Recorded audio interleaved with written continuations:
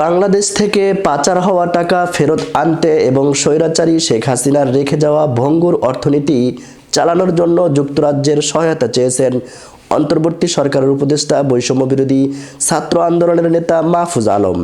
বুধবার ৪ ডিসেম্বর রাজধানীর তেজগাঁও কার্যালয়ে বাংলাদেশে নিযুক্ত ব্রিটিশ হাইকমিশনার সারা কুক সাক্ষাৎ করতে এলে তিনি এ সহায়তা চান।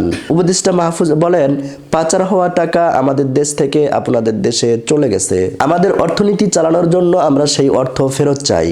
সাক্ষাতে মাহফুজ আলম নির্বাচন প্রক্রিয়া সহ বিভিন্ন বিষয়ে জাতীয় ঐক্যমত্য সৃষ্টির অন্তর্বর্তী সরকারের প্রচেষ্টার কথা তুলে ধরেন। উপদেষ্টা বলেন, এটি আমাদের বিপ্লব, আমাদের এটি রক্ষা করতে হবে।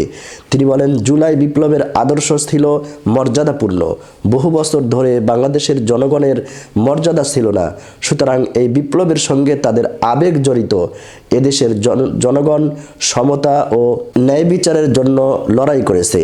ব্রিটিশ হাইকমিশনার সারা কুক অন্তর্বর্তী সরকারের ভবিষ্যৎ চ্যালেঞ্জ এবং একটি অন্তর্ভুক্তিমূলক গণতান্ত্রিক ভবিষ্যতের পথ তৈরিতে অন্তর্বর্তী সরকারের প্রতি যুক্তরাজ্যের সমর্থনের কথা তুলে ধরেন।